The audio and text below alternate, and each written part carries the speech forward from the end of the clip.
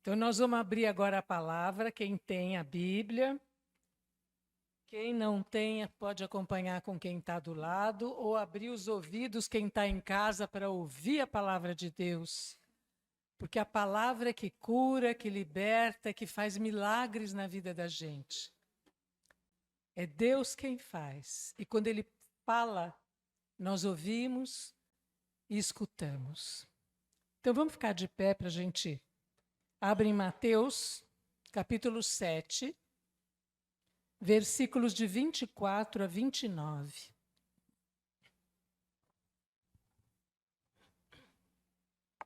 Está na página 1291.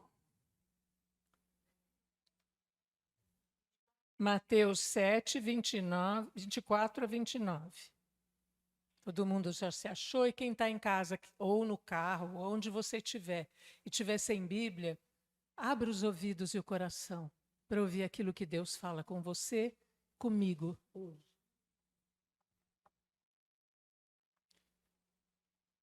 O título é Conclusão do Discurso.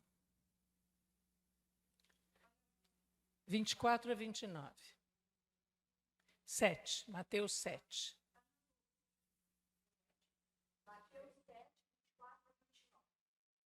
Diz assim: Aquele, pois, que ouve estas minhas palavras e as põe em prática, é semelhante a um homem prudente que edificou sua casa sobre a rocha. Caiu a chuva, vieram as enchentes, sopraram os ventos e investiram contra aquela casa. Ela, porém, não caiu, porque estava edificada na rocha. Mas aquele que ouve as minhas palavras e não as põe em prática é semelhante a um homem insensato que construiu sua casa na areia. Caiu a chuva, vieram as enchentes, sopraram os ventos e investiram contra aquela casa. Ela caiu, e grande foi sua ruína. Quando Jesus terminou o discurso, a multidão ficou impressionada com a sua doutrina. Com efeito, ele a ensinava como quem tinha autoridade, e não como seus escribas. Palavra da salvação. Pode sentar-se. Então, quando a gente lê esse título do Evangelho, e que eu vou falar hoje para vocês, o que é construir a casa sobre a rocha? Construindo a casa sobre a rocha. É a conclusão do Sermão da Montanha, do capítulo 5, 6 e 7 de Mateus. Ele começa lá no capítulo 5, falando, e termina aqui no 7, dizendo: quem ouve estas minhas palavras. Estas quais? O capítulo 5, 6 e 7 de Mateus. E a gente às vezes não presta atenção nisso. É um belíssimo discurso de Jesus.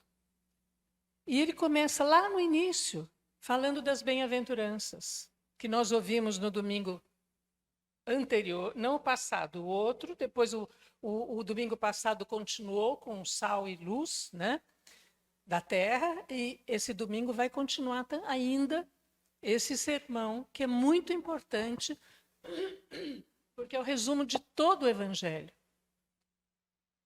É aí que ele nos ensina o que quer dizer bem-aventurado. Felizes. Então, quem aqui quer ser feliz? Eu acho que todo ser humano quer ser feliz, desde o dia que a gente nasce. Aliás, desde o ventre materno, que agora estão os estudos, todos os cientistas, a gente já sabe na fé. Mas muitos cientistas estão dizendo que lá a criança já sente tudo dentro do ventre materno. Então, desde o ventre materno, as crianças, nós queremos ser felizes. No latim é beatus, e beatus é feliz. Então Jesus começa falando para nós o que é ser feliz. Porque às vezes a gente acha que ser feliz é ter tudo, é ter dinheiro, é ter conforto, é ter os filhos, é família toda bonitinha, família doriana, né? Tudo maravilhoso. E aí a gente fica infeliz porque a gente não tem isso tudo. Então, Jesus começa falando do homem prudente. Quem é o homem prudente? O que é prudente na Bíblia? Né? Então, vocês lembram das virgens prudentes da parábola? Que é aquela que trazia a sua lâmpada cheia de óleo. O que é o óleo? Cheio do Espírito Santo. Então, o homem prudente está sempre cheio do Espírito Santo. E elas esperavam o noivo, como nós estamos esperando. Prudente é aquele que ama a sabedoria. Não a sabedoria desse mundo. Porque, como diz lá em Provérbios, no capítulo 8:12, eu, a sabedoria, sou amiga da prudência. E o princípio da sabedoria é o temor do Senhor, como a Teresa já falou aqui. O Espírito Santo parece que ligou isso aí conosco, né? Que está lá em Provérbios 9:10. Então, ser prudente é ser sábio. É agradecer ao Senhor. E Jesus é agradar ao Senhor, na verdade. Querer agradar a Deus em tudo. Porque o temor do Senhor é eu querer agradar a Deus em tudo, não é ter medo dele. O medo que a gente pode ter é de não agradá-lo. Então, para ser prudente e sábio, pergunta no seu coração se você quer agradar ao Senhor em tudo que você faz na vida. Tudo, em cada gesto, em cada momento. E Jesus, então, deu uma lição imensa no Sermão da Montanha, o que é ser sábio, o que é ser prudente e como ser feliz, que é tudo aquilo que a gente quer. E aí ele começa. Ele manda edificar a casa sobre a rocha. Quem que é a rocha? Jesus. Jesus Cristo é a rocha, né? Ele é a rocha. A rocha é um dos atributos de Deus. Mas não é um título abstrato de Deus ou de Jesus. Não diz apenas de quem é Deus, mas também como nós devemos ser imitando a Deus. E como diz o Dom Cantalamessa, que agora ele é cardeal, né? O grande pregador, que foi pregador de João Paulo II, do Papa Bento XVI e continua sendo pregador do Papa Francisco, ele diz que para a gente poder edificar ou entrar na casa sobre a rocha, a gente precisa ser um alpinista. Olha que coisa interessante. E esse alpinista, nós como alpinistas, vamos fazer isso ao longo da nossa vida inteira. Tentando escalar essa rocha com o Espírito Santo, com a graça de Deus, com a nossa fé, para poder, como pedra viva, fazer parte desta casa. Na verdade, a fé eu recebo no batismo. Então, eu já deveria ser, desde o meu batismo, uma pedra viva desta casa, que é a igreja, que é edificada sobre a rocha, que é Cristo, e no mundo, sobre Pedro, sobre o Papa. E São Paulo diz que nós somos como os tijolinhos, como as pedras vivas dessa casa. A igreja não é isso aqui. Né? A igreja somos nós. E às vezes tem gente que a gente ouve falar, e eu acho que vocês já ouviram muito, eu acho que nem quem está aqui não fala isso, mas quem aí no mundo a gente já ouviu muito, mas eu não preciso ir na igreja. A igreja isso, a igreja aquilo, a igreja não sei o quê. Igreja somos nós. Nós somos as pedras vivas edificadas sobre a rocha, que é Cristo Senhor. Agora, eu só vou entrar nessa casa, na verdade, eu só vou ser pedra viva nessa casa, se eu colocar as palavras do Senhor em prática. E Ele promete que eu vou ser feliz aqui, mesmo que venha tempestade, que venha raios, que venha um maremoto, que venha um tremor horroroso, como teve lá agora na Síria e na Turquia, mas a fé não morre. Então diz assim, a base, né, disso tudo aqui somos nós, que é fincada na pedra angular. O que é a pedra angular? Tem alguma arquiteta aqui, alguém que é engenheiro aqui? Pedra angular é aquela base de toda a construção que segura a casa toda. Né? São os fundamentos. E a pedra angular é Cristo. E essa casa, então, na rocha é Pedro, quando Jesus disse lá em Mateus 16, 18, tu és Pedro, e sobre esta pedra edificarei a minha igreja. Então, como é que a gente vai ser esse alpinista? É muito interessante. Primeiro, a gente tem que permanecer na igreja. Como é que eu permaneço na igreja? Eu tenho que escalar a rocha, como um alpinista. Tenho que confiar na palavra de Deus e pedir essa graça de viver a palavra de Deus, mais do que ouvir. O Salmo 11, 7 diz que as palavras do Senhor são palavras sinceras, puras como a prata, acrisolada, isenta de ganga, 7 vezes depurada. Então, a palavra de Deus não tem ganga, que é aquela coisa ruim que vem misturada. As impurezas, né, misturadas ali com a prata quando ela é derretida. E ela é 7 vezes depurada para não ter sujeira. E é interessante porque Santo Agostinho compara essa 7 vezes depurada com as 7 bem-aventuranças. É aí que a gente vai sendo depurado. Então, quem quer construir a casa sobre a rocha, quem quer ser feliz e não ter a casa desmoronada, tem que seguir o que Jesus diz. E ser prudente, porque ele diz: as minhas ovelhas ouvem a minha voz, eu as conheço, elas me seguem. Lá em João 10, 27. E aí Jesus está lá no capítulo 5, você vai lá no começo. Jesus chega, ele sobe na montanha. Será que a gente lembra alguém que subiu a montanha para receber a lei? Moisés. Moisés subiu lá na montanha para receber os 10 mandamentos. E aí o que Moisés faz? Moisés desce e leva aquelas tábuas feitas em pedra, escritas na pedra, que já é a prefiguração de Cristo, para levar para o povo lá embaixo. Jesus sobe e permanece lá em cima e senta, porque a palavra diz que ele subiu e sentou. O que sentava no Antigo Testamento?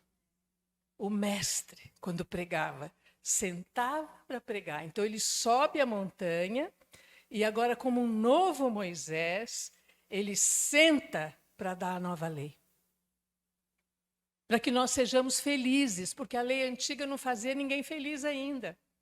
Por quê? Porque se eu caísse no primeiro mandamento, no segundo, no terceiro, eu caí em pecado, como até hoje.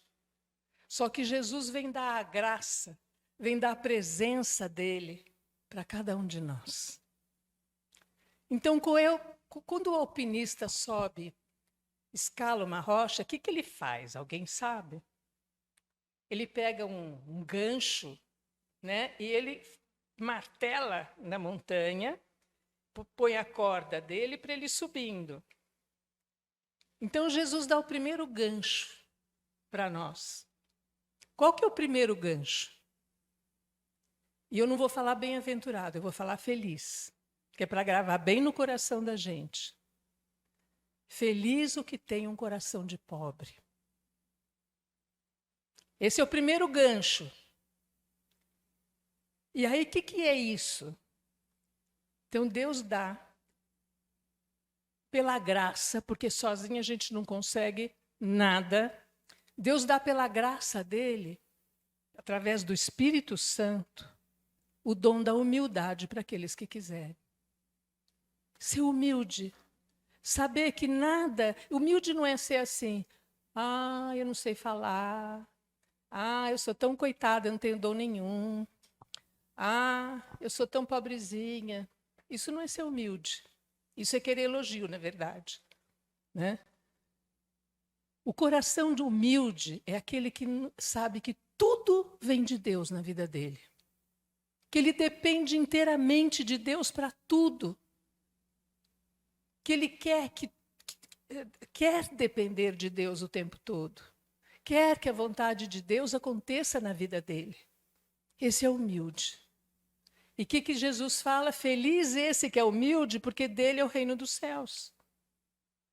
Então ele já faz uma grande promessa para nós, nesse primeiro gancho que a gente bota na pedra que é Cristo.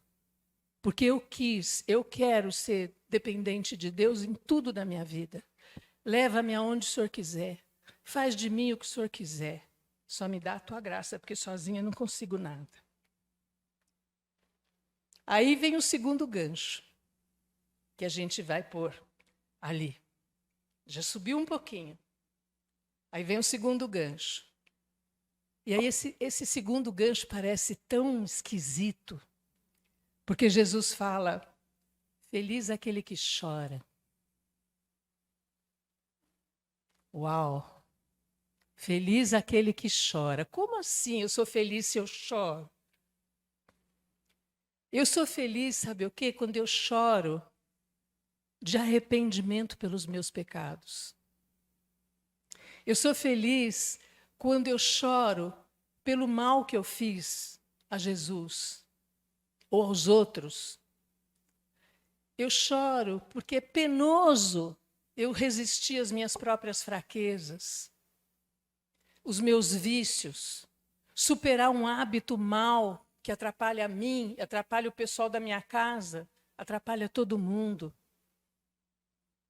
Então, quando eu choro meus próprios pecados, eu vou ser consolado pelo Espírito Santo. Olha que coisa mais gostosa. Não vou ficar lá chorando o tempo todo. Eu vou ser consolada. Aqui já nessa terra. Aí vem um outro gancho, que é feliz o manso. E é uma fase muito difícil da escalada essa. Muito complicada. Se eu já consegui superar, ou estou em vias de superar, o primeiro, que é ser humilde, o segundo, que é chorar minhas fraquezas, e o terceiro, mansidão. O que é manso? Manso é aquele que obedece à ordem e à direção do Senhor. Aquilo que ele falou, eu não só escuto, eu vivo aquilo que ele falou. É dócil ouvir a palavra dele. É dócil e é manso em sempre perdoar e não pagar o mal com o mal. E aí, o que é a promessa dessa ganchinho que eu consegui pôr lá, pela graça de Deus, porque sozinha também não consigo? Vai herdar a terra prometida, a terra, vai herdar a terra, né? Possuirá a terra. Que terra? Essa aqui? A terra prometida. Depois mais um gancho. Eu já estou, olha, que eu estou subindo. Tô no quarto, agora eu vou pôr o quarto gancho. Feliz o que tem fome e sede de justiça. O que é ter fome e sede de justiça? É eu querer que o meu inimigo se ferre? Não. A justiça é aquele que procura o verdadeiro bem que é Cristo. Aquele que se afasta do pecado, esse é que busca a justiça de Deus. Porque quando eu caio no pecado, Deus me deu a graça de eu poder ir aqui em cima, e confessar os meus pecados para o Padre e ter absolvição de todos eles. É aquele que busca Cristo crucificado, que derramou sangue por mim, pelos pecados que eu já cometi. Por você, Maria Lúcia, por mim, por você, Raquel, por você, Noeli, por todos nós. Por você também, Camilo. Ele derramou sangue por cada um de nós. E se eu tomo posse desse sangue derramado, no sacramento da confissão, o que acontece? Eu posso ir buscar a Eucaristia. e ser muito feliz ali, recebendo a própria pedra, o próprio Cristo dentro de mim, me tornando um só com Ele. Porque quando eu comungo, Cristo me absolve inteirinha. Em vez de eu comê-lo e digeri-lo, é Ele que me absolve inteira. Olha que coisa mais especial que é a justiça de Deus. Aí eu já vou para o quinto gancho. O quinto gancho é aquele que é misericordioso. Feliz o misericordioso. Quem é o misericordioso? É aquele que socorre os necessitados, que pratica as obras de misericórdia, que tem misericórdia dos pecadores, que reza pelos inimigos e pelos que te perseguem de alguma forma. E eu acho que nós estamos vivendo num mundo em que a gente precisa rezar pelos inimigos e rezar por aqueles que nos perseguem. E a gente interceder para que eles se curem, se salvem e também escalem essa rocha. Por quê? Uma das promessas que está lá na 1 de Pedro 4,8. A caridade cobre uma multidão de pecados. Então vai servir reparação dos meus pecados. Esse gancho é muito bom, gente. Obrigada, querida. Eu estou com fim de bronquite, então ainda estou com a voz meio estrambótica.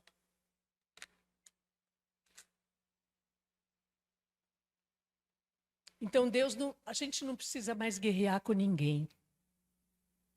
E quando eu não guerreio mais com ninguém, eu sou chamada filha de Deus. Por que eu sou chamada filha de Deus? Porque eu pareço com o Pai. Olha que coisa mais incrível. Eu pareço com o meu Pai. E aí me lembrou que Santo Agostinho tem uma passagem que ele diz assim: qual é a vingança que você pode ter contra um inimigo seu, a pessoa que te fez pior mal? Como é que você se vinga dessa pessoa? Pedindo a conversão dele. Você reza e pede a conversão, porque quando a pessoa se converte, ela cai em si do mal que ela te fez. Então a gente reza pelos inimigos. Então eu já tenho 7 ganchos, eu já estou lá no alto da montanha. Só que essa escalada é durante toda a nossa vida. Não é hoje que a gente consegue isso. A gente vai subindo, vai de repente parando no meio do caminho quando vem a tempestade. Jesus não promete aqui que não vai haver problema na sua vida, que ninguém vai morrer na sua família, que você não vai ficar doente, que você vai ter um monte de dinheiro. Jesus não promete isso na palavra dele para ninguém. Ao contrário, ele falou: no mundo há vez de ter tribulações, coragem, eu venci o mundo. É isso que ele fala. Aí, como consequência disso tudo, eu também nessa caminhada, eu recebo uma bem-aventurança, um ser feliz, que não depende de mim. É presente dado pelos meus inimigos, ou para aqueles que me perseguem. Porque diz assim: feliz aquele que é perseguido por causa dele, por causa de Jesus. E sofre na própria carne a maledicência, o julgamento, a perseguição e muitos até o martírio. Então eu me lembrei que, sei lá, acho que fazem uns 30 anos, quando eu me tornei ministro da Eucaristia, e tinha uma missa de 7º dia e pediram para eu ajudar. Aí eu estou lá dando comunhão, de repente vem uma moça que eu conhecia da vida inteira, amiga minha. E ela nunca tinha me visto ali no altar, dando comunhão. E a hora que eu fui dar comunhão para ela, ela falou: o que é? Agora você virou padre? Aí eu dentro de mim pensei assim: oba, ganhei uma bem-aventurança. Entendeu? Ganhei uma bem-aventurança. Dei a comunhão para ela e depois eu fui abraçá-la. Quando acabou a missa, fui dar um beijo grande nela. Porque ela me deu uma bem-aventurança. E quantas eu já ganhei na minha vida? Bem-aventuranças por ser perseguida por causa do nome dele. Começando pelo meu marido. Que quando me converti, começou a pegar no meu pé, que eu tinha agora virado santa, beata, sei lá o quê. Por quê? Porque quando a gente se converte, a gente incomoda quem está do lado. Porque você se torna luz e aí a pessoa começa a se enxergar nas trevas. Então você começa a incomodar quem está do lado. Mas a tua oração vai chegar no céu. E ele morreu convertido. E eu ainda tive uma graça que eu vou contar para vocês. Eu estava no retiro agora da igreja lá no Advento, né? Fui no retiro aqui da paróquia. Estou lá. E eu não estava atendendo o telefone, nem entrando no celular, porque o padre pediu para a gente não fazer isso durante o dia. Quando eu cheguei no meu quarto de noite, eu vi que a minha neta, que mora nos Estados Unidos, tinha me ligado umas 7 vezes. Eu falei, nossa, acho que aconteceu alguma coisa. Aí eu liguei para ela, falei, que foi, Luísa? Que foi? O que aconteceu? Ela falou, vó, aconteceu uma coisa tão esquisita. Eu falei, o que foi? Ela falou, imagina que eu fui na farmácia comprar um remédio, e aqui a gente dá o CPF, né? Lá ela dá o número do telefone. Ela deu o número do telefone dela, a moça do caixa virou para ela e falou assim, tem um presente aqui do Márcio Papa para você. Só que o meu marido morreu faz 7 anos, e ele não ia para os Estados Unidos há 10, pelo menos, porque ele ficou doente. E ela falou, como assim? De quem? Ela falou, do Márcio Papa. Mas é meu avô que já morreu. Não, tem aqui um presente para você, um desconto grande no que você comprou. Ela me falou, o que significa isso, vó? Falei, significa que o seu avô está lá no céu rezando por você. É isso que significa. Né? Então, Deus faz umas coisas assim para a gente, incríveis. Então, São Paulo, quando foi perseguido, ele diz, quem me separará do amor de Cristo? A tribulação, a angústia, a perseguição, a fome, a nudez, o perigo, a espada. Está lá em Romanos 8,35. Mas ele diz que ele tudo suporta por amor a Deus.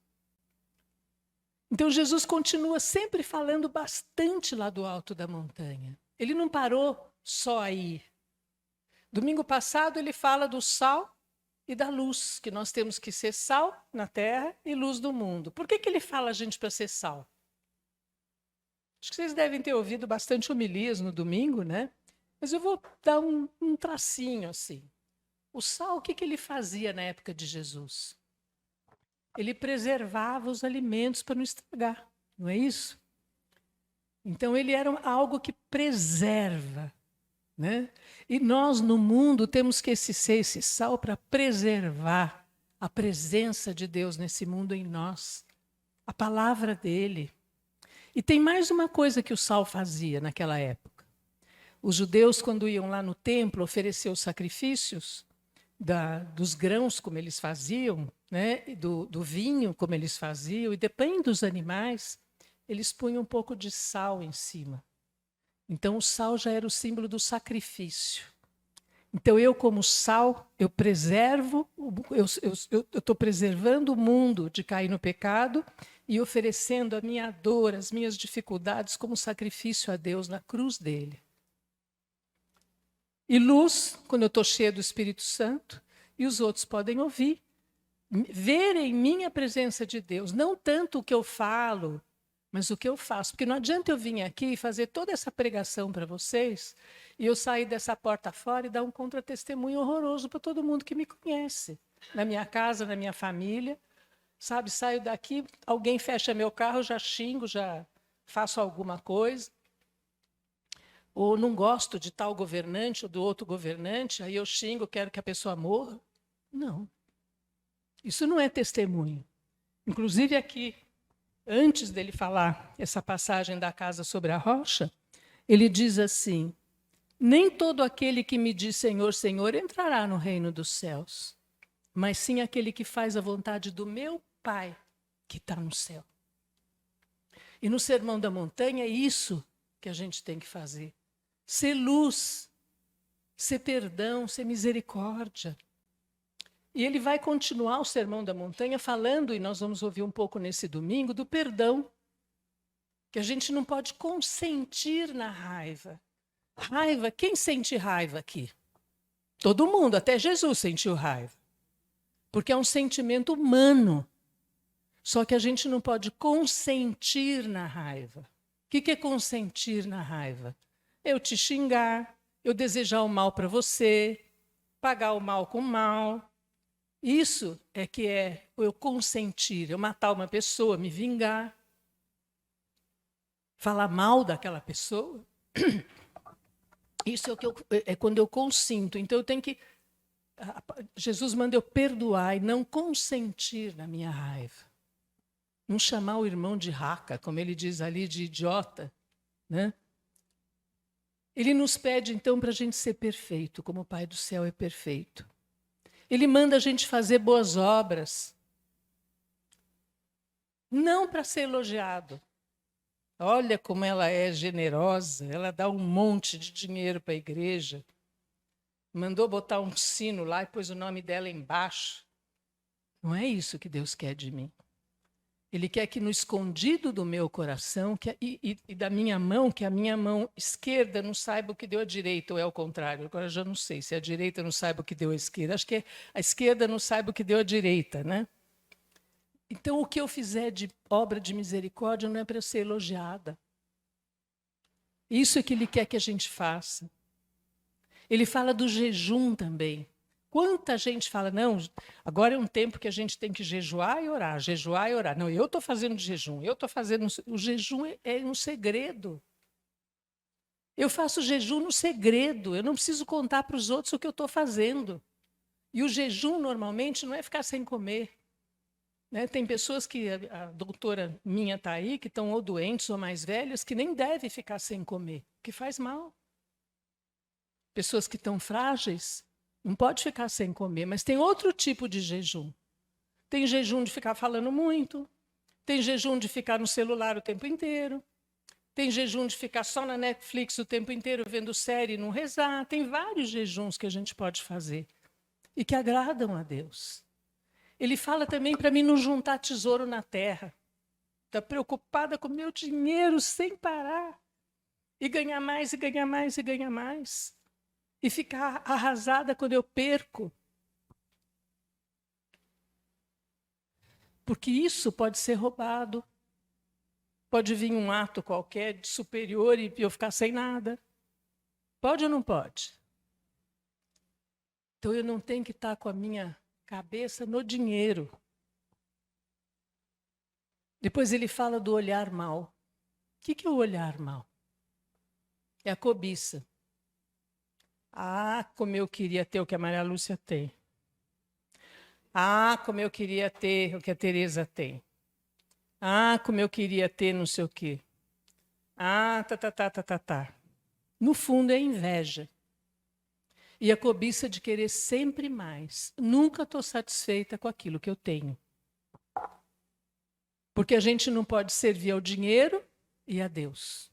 Aos dois senhores. Isso ele ensina para nós também. E ele pede agora, essa cai que nem um chumbo na minha cabeça. Não ter preocupações exageradas. Não ter preocupações exageradas. Ah, porque a minha filha, porque o meu neto, porque o meu marido, porque o meu dinheiro, porque tá. E eu fico com aquela coisa, daquela preocupação. Será que vai acabar? Será que não vai acabar? Será que a minha filha vai virar boazinha? Será que não vai? Será que... Isso são preocupações exageradas. E Jesus diz lá no sermão que são os pagãos que se preocupam com isso tudo. Que nunca faltou, que nem Salomão, no auge da glória, se vestiu como um lírio do campo. Que ele nunca vai deixar cair um fio do cabelo da gente sem a permissão dele.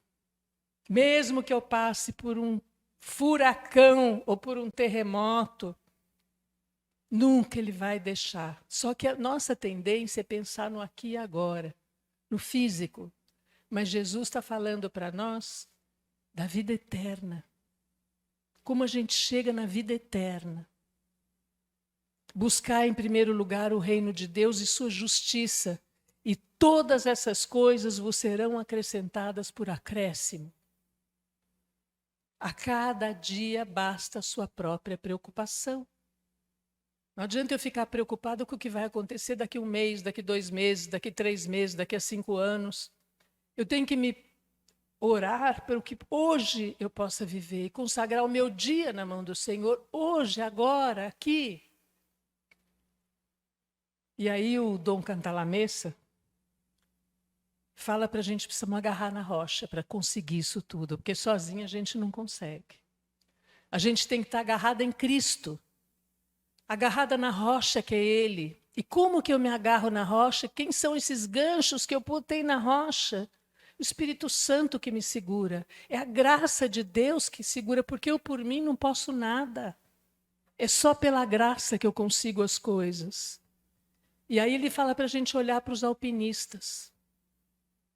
Porque se vem uma coisa horrível, se vem uma noite escura, se vem uma tempestade, o alpinista está lá na rocha, o que eles fazem? Eles não cometem a imprudência de descer, mas eles ficam agarrados ali na rocha esperando passar a tempestade. Então, quando na tua vida, na minha vida, acontece uma tempestade, um furacão ou quem sabe um terremoto, não queira largar tudo, ficar chorando no canto. Ah, Jesus também não me ouve nunca. Não. Agarra na rocha que é Cristo. Não desce, fica ali. Porque Ele vai te socorrer, Ele está com você o tempo inteiro.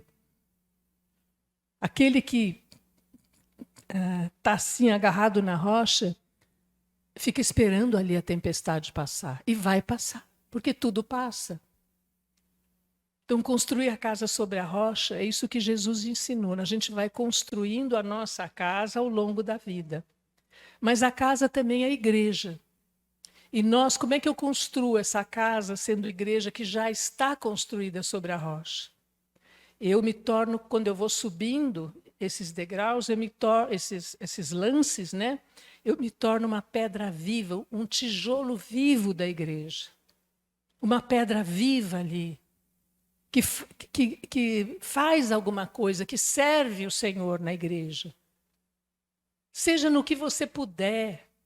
Uns servem pregando, outros servem cantando, outros servem fazendo tricô, outros servem indo na creche, no asilo, outros servem atendendo os padres de graça lá no consultório, outros servem. Você sabe como você pode servir, porque todos nós temos dons.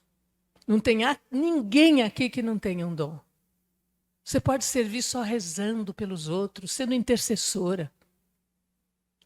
Você pode servir de uma infinidade de maneiras, né?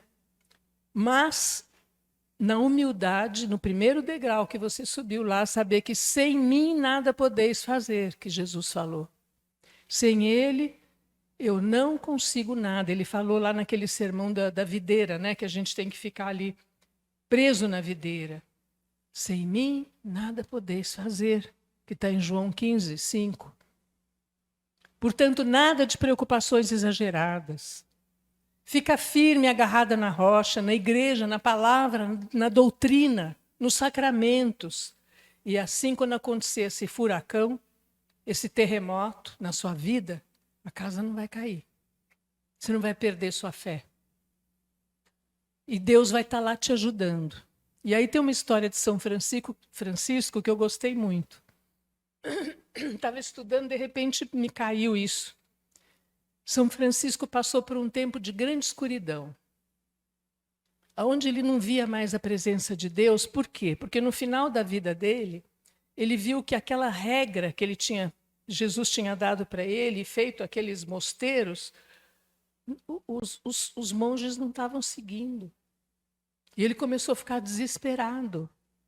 Né? Ele via um estilo de vida agora que não era aquele que Deus quis.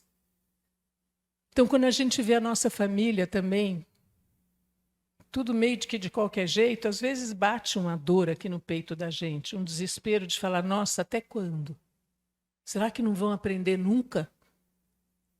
E aí um dia em oração, São Francisco ouviu de Jesus assim: por que tu, pequeno Francisco, pequeno homem, te perturbas? Talvez eu tenha designado o pastor da minha ordem de tal forma que esqueceste que eu continuo sendo eu o patrono principal? Não te preocupes, portanto, mas esperes a tua salvação. Porque se a ordem fosse reduzida a 3 frades, a minha ajuda sempre permanecerá a mesma. Francisco foi de tal modo tocado por isso, que ele ouviu Jesus falar para ele, que aí ele se reconfortava com as seguintes palavras. Quando ele estava passando o auge do sofrimento, ele falava para ele mesmo: Deus existe, isso me basta. Então, quando você estiver passando na tua casa um terror, quando você não estiver vendo, nossa, eu rezo tanto, faço tanto, e aqui continua, parece que a coisa não anda, ouça Jesus falar para você: eu sou o patrono, não você. E aí você diz para ele: Deus existe, isso me basta. Então a gente aprende com ele a repetir essas pequenas palavras, e aí as nuvens, a tempestade vai se dissipar rapidamente, e a escalada vai ficar mais tranquila. E a gente sabe por experiência que o nosso relacionamento genuíno com Deus é a primeira condição para enfrentar essas situações e esses problemas que surgem sem perder a paz e a paciência.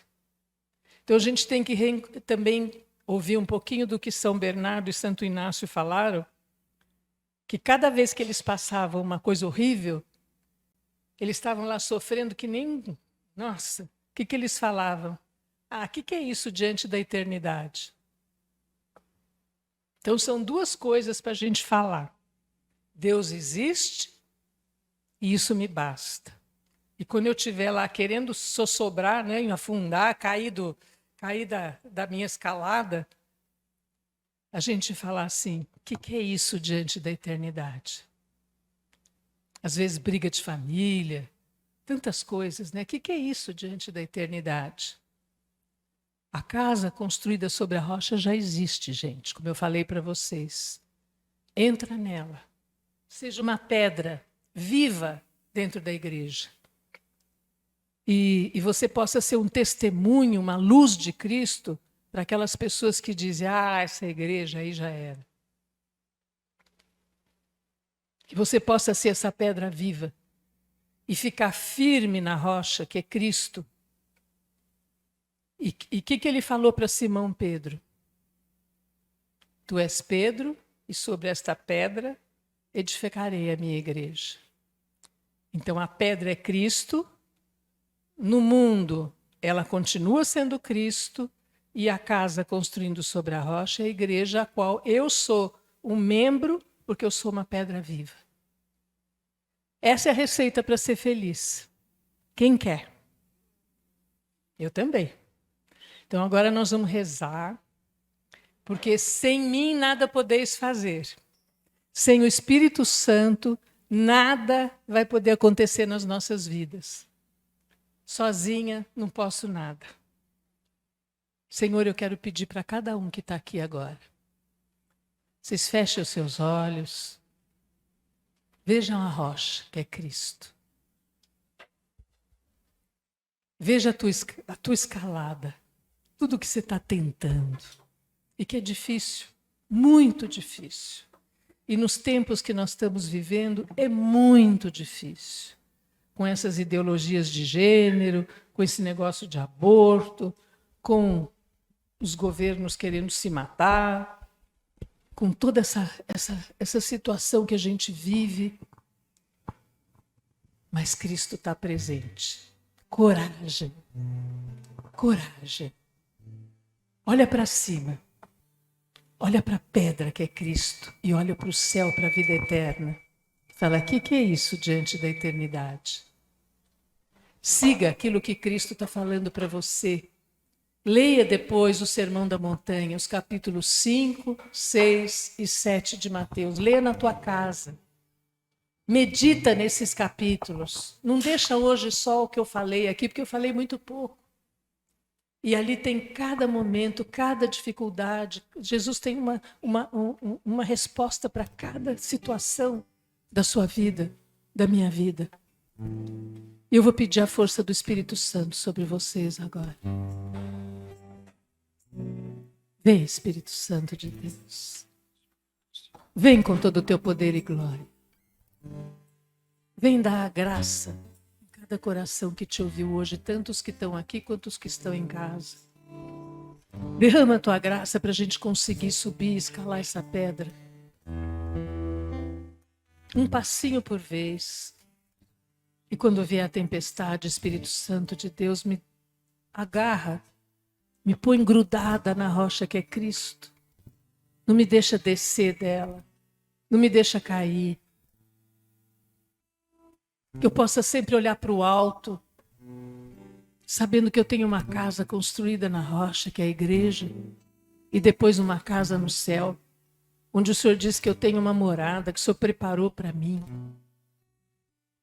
Eu tenho meu lugarzinho já lá guardado, como toda a minha família, como cada um de nós. E para nós que cremos, será salvo tu e tua família, Jesus diz hoje. Não tenha medo.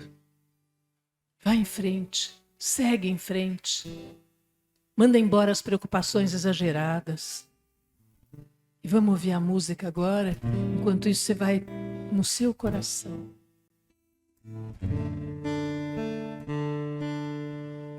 Tua casa deves construir sobre a rocha que é Jesus.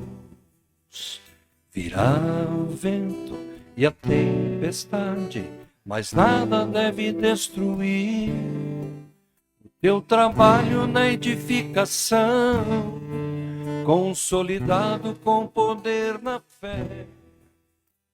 Que és de Deus e és para Deus, amado em seu coração. Muitas vezes você vai lutar para essa obra prosseguir. De vencer não deves desistir. Busque, clame, porque deves aprender. Uma porta só se abre se alguém bater. Entregue-se, confie em Deus, tudo isso é para quem crê. Na verdade só depende de você. Amém. Nossa, é isso aí mesmo. Que música linda é essa. Resume tudo que a gente falou hoje. Põe a mão no teu coração agora. A rocha está aí dentro. Cristo está dentro do teu coração. Ele mora aí. Ele mora aí. Dá-lhe espaço para Ele. Ele está batendo na tua porta. Abre a porta hoje para Ele. Converte teu coração.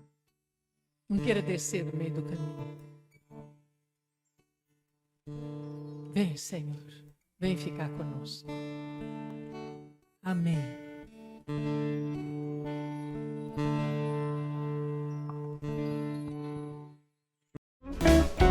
Eu e minha casa servir